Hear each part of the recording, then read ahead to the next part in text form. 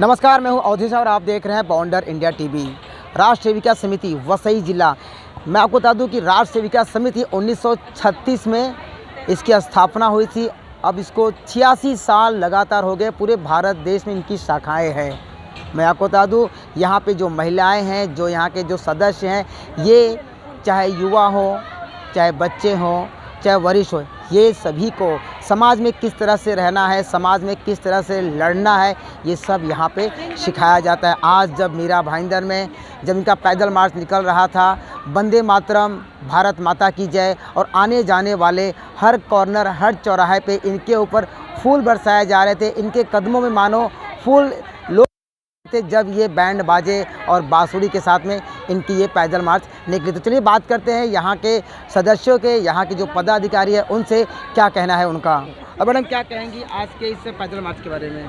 मैं राष्ट्र सेविका समिति की कोंकण प्रांत की कार्यवाहिका हूँ, पद्मश्री फाटक। इस वसई जिले के मकर संक्रमण उत्सव के लिए सघोष मतलब घोष मतलब उसको बैंड पथक कहते हैं, इसके साथ संचलन हुआ।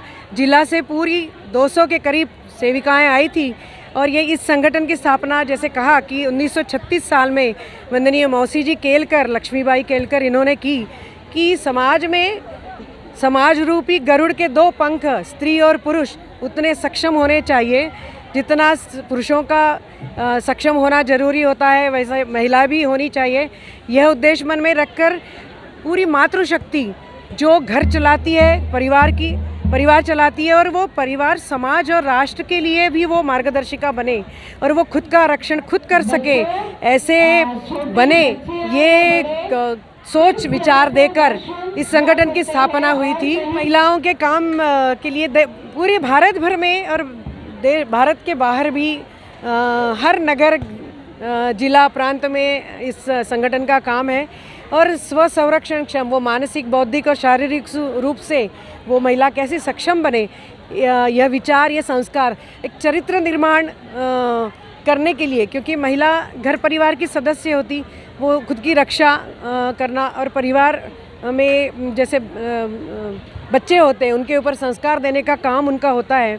तो इस विचारधारा से यह काम निरंतर शुरू है।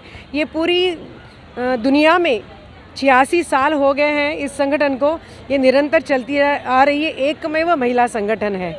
क्या बात है मैडम। अच्छा मैडम, एक बात पूछना था, जैसे आपने कहा 86 साल हो गए हैं इस संगठन को इस्टेब्लिश हुए, स्थापना हुए। भारत भर में कितनी और इसके शाखाएं हैं, जिस प्रकार से वसई जिला आपने बताई है, और कितने शाखाएं हैं? 2500 के ऊपर है, पर कई आयामों द्वारा, मतलब केवल शाखा यह स्वरूप ना होते हुए कई उपक्रम है। हमारे उद्योग मंदिर है, भजन कीर्तन है, पौरोहित्य है, धार्मिक है, कई और आयाम हैं। उनसे भी हम समाज से जुड़े हैं, जिनको जिस इसमें रुचि है, जो महिलाएं काम नहीं कर सकती, थोड़ी एज की है, उनको अलग काम दिया है। तो शाखा में वो आती है, उत्सव है, शाखा संख्या बढ़ेगी और बाकी आयामों द्वारा हम काफ़ी महिलाओं में जुड़े हैं। वर्ग होते हैं, शिविर होते हैं, हमारे निवासी जैसे रेसिडेंशियल कैंप होते हैं, उसमें भी हम सब पूरा शारीरिक, जैसे दंड चलाना और नियुद्ध मतलब निशस्त्र युद्ध, अगर हाथ में कुछ शस्त्र नहीं है और हम हमारी रक्षा कैसे कर सकते हैं, उसको जुडो कराटे बोलते हैं, उसके द्वारा भी महिलाओं को रक्षण करने के लिए ये सब सिखाया। वसई सुजाता यादव, वसई जिला कार्यवाहिका का दायित्व मेरे ऊपर है।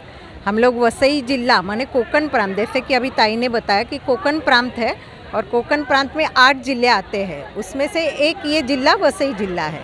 तो वसई जिला माने ढाणू से, ढाणू, बोईसर, पालघर, वसई, विरार, यहाँ से मीरा रोड, भाईंदर तक, इसको हम वसई जिला बोलते हैं। और इसमें 5 हमारी आश्रम शालाएँ भी आती है, जो वाड़ा तालुका और विक्रमगढ़ तालुका में आती है।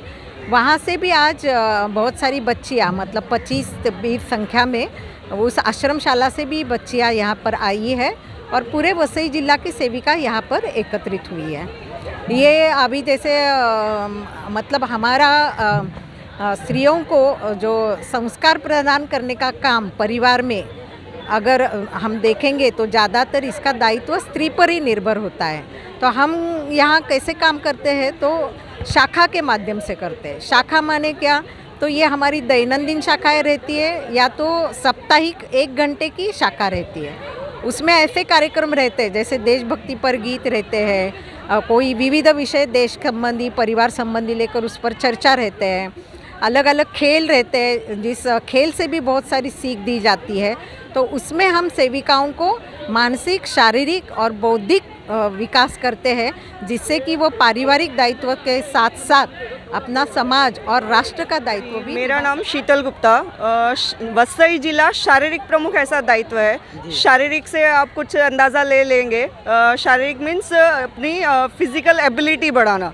तो फिजिकल एबिलिटी बढ़ाने के लिए जैसे आपको पहले पद्मश्री ताई ने, सुजाता ताई ने बताया, हम लोग शारीरिक अभ्यास रखते हैं जिसमें दंड चलाना, तलवार या नियुद्ध, जिसको आज की भाषा में जूडो कराटे कहा जाता है। तो ये सारा शारीरिक शिक्षण हम लोग अपने शाखा के जो 1 घंटे का नियोजन है उसमें भी होता है।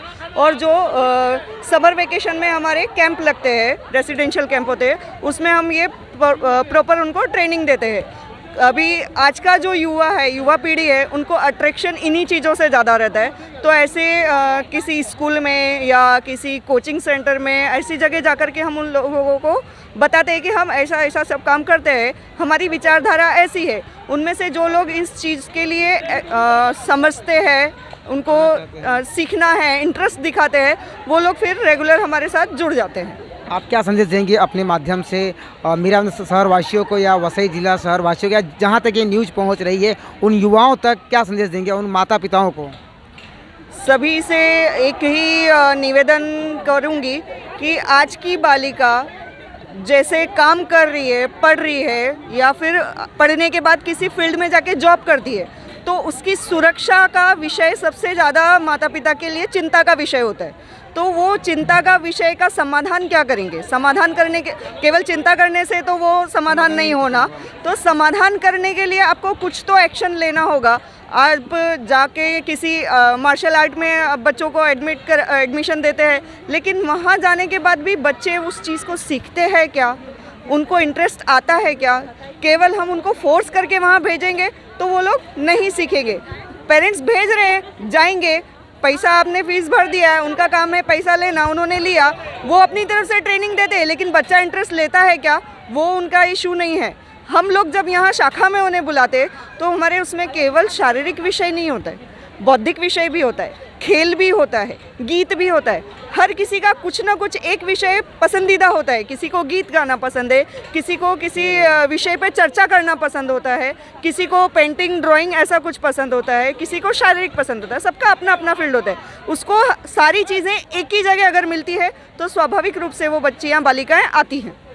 ये तो थी, जैसे कि आपने देखा कि राष्ट्र सेविका समिति के मेंबर थे, जिन्होंने लोगों को एक संदेश दिया कि अगर आप कराटे, जूडो या फिर संगीत कहीं भेजते हैं तो वहाँ पे बच्चे अपने मन से तो नहीं जाते हैं, उन्हें तो अपने फीस लेते हैं। अगर आप यहाँ इनको भेजते हैं, यहाँ पे उन्हें हर एक सुविधा मिलती है। मैं आपको बता दूँ, जब इनका एक पैदल मार्च निकला था मीराबंजार शहर में, तो हर तरफ फूल मालाएं इनके कदमों में बिछाए जा रहे थे। भारत माता की जय, वंदे मातरम के घोष लग रहे थे। इनको देख के आने जाने वाले भी रुक जा रहे थे और इन पे फूल बरसा रहे थे।